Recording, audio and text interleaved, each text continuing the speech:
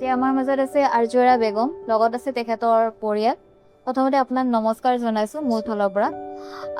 আৰু লগতে আমাৰ জানিব বিচাৰিছিলোঁ আজি আপুনি কি গাড়ী লৈ আছে?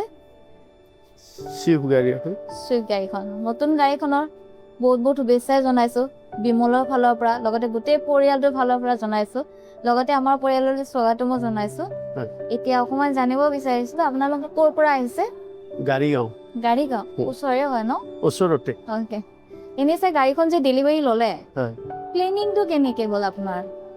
মই মোৰ জীৱনত 88ৰ পৰা গাড়ীৰ লগত জড়িত হৈ আছোঁ, হয়। ট্ৰেন্সপৰ্ট লাইনত। তাৰ পাছৰে পৰা মই প্ৰথম গাড়ী লৈছিলোঁ 2008 চনত, এই ৱেগনাৰ এখন। সেই ৱেগনাৰখন লোৱাৰ পাছত মই আজিলৈকে এতিয়াও বৰ্তমানো মই চলাই আছোঁ। ৱেগনাৰখন ক'ৰ পৰা লৈছিলে? বিমলৰ পৰা। আমাৰ বিমল।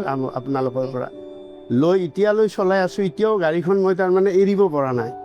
যে গাড়ীখন ইমান ধুনীয়া ছাৰ্ভিচ দিছে, ইমান ধুনীয়া তাৰমানে মই পাইছোঁ। মানে য'তে গৈছোঁ ক'তো এদিন তাৰমানে বিপদত পৰাৰ সন্মুখীন হৈ নপৰিলে। মানে গাড়ীখন মানে মোৰ দিলে যিটো কয় সেইমতে তাৰমানে গাড়ীখনে ছাৰ্ভিচ দিয়ে। সেই আশাতে তাৰমানে এতিয়া নতুন গাড়ী এখন লোৱাৰ মানে যেতিয়া চিন্তা চৰ্চা কৰিলোঁ, কৰোঁতে এই গাড়ী চুইফ্ট গাড়ীখন লোৱাৰ কাৰণে আপোনালোকৰ ওচৰত আহিলোঁ।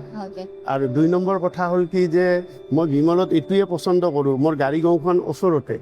আৰু মই এই এটি ৰোড ৰাস্তাৰে মই দিনত 3-4 বাৰ অহা যোৱা কৰিবই লাগে। যদি অসুবিধা হয় মই পটককৈ ইয়াতে সোমি কেনে আপোনালোকৰ ছাৰ্ভিচ লাইনটোত মই সুবিধা পাম বুলি পেলাই মই ইয়াতে গাড়ীখন লৈছোঁ। এনেই চুইফ্টখন এনেই পচন্দ কাৰ আছিলে? চুইফ্টখন মানে আগত যিহেতু ৱেগনাৰ ল'লোঁ, এতিয়া ৱেগনাৰৰ ওপৰত এখন ল'ব বিচাৰিছোঁ। তাৰপাছত আকৌ হয়তো ওপৰত যাম। এইটো এটা চিন্তা চৰ্চাত লৈছোঁ আৰু। আপোনাৰ ফালৰ পৰা এই কথাখিনি গম পাই খুবেই ভাল লাগিলে। হয়। ঠিক আছে।